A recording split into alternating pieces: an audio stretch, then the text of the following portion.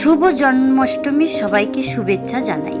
তো কালকে আমাদের গোপুসোনার জন্মদিন গেছে।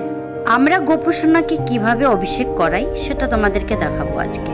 প্রথমে সব ড্রেসগুলো চেঞ্জ করে হোয়াইট কালারের ধুতি কুর্তা পরানো হয়েছে ওদেরকে। তারপর একটা থালার মধ্যে আমরা অনেকগুলো ফুল ফল তুলসী পাতা এগুলো দিয়ে গোপালকে বসানো হয়েছে। এখানে নানান রকমের ফলের জুস করা হয়েছে যেটা দিয়ে আমরা অভিষেক করাবো। প্রথমে আমরা ঠাকুরকে একটু আরতি করে নেব, কারণ অভিষেক করানোর আগে একটা আরতি হয়, সেই আরতিটা করিয়ে নিয়েছি।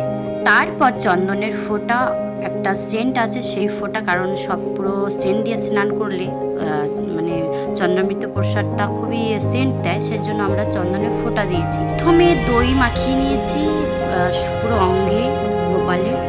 তারপর নানান রকমের যে ফলের জুস করা হয়েছে সেই ফলের জুসগুলো দিয়ে সবাই মিলে এক এক করে আমরা ঠাকুরকে অভিষেক করাচ্ছি।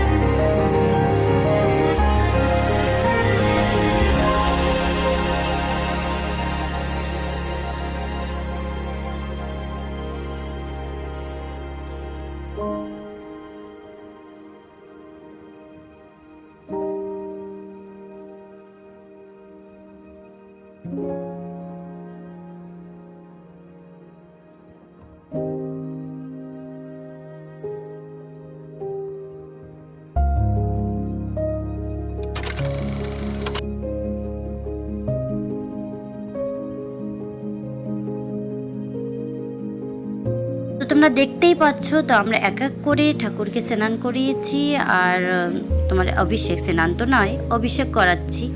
তারপর আর একটা জিনিস দেখাবো তোমাদেরকে, সেটা দেখো। তো তোমরা দেখতেই পাচ্ছ এখন আমি ঠাকুরকে কি করছি, ঝর্ণা দিয়ে স্নান করাচ্ছি। মানে ঝর্ণা উপর থেকে ঝর্ণার মতন পড়ছে আর ঠাকুর স্নান করছে। তো তোমরা কে কে এরকম অভিষেক করাও সেটা আমাদেরকে একটু জানিও, ঠিক আছে? কারণ আমরা তো এভাবে করি, আর তোমরা কিভাবে করো একটু জানিও, তো সেভাবে আমরাও কিছু তোমাদের কাছ থেকে শিখতে পারবো।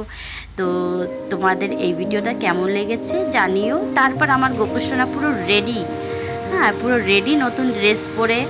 তো তোমাদেরকে এই ভিডিওটা কেমন লেগেছে আমাকে জানিও। পরবর্তী ভিডিও আবার নতুন নিয়ে আসবো। আজকের জন্য টাটা, বাই বাই, শুভ জন্মদিন।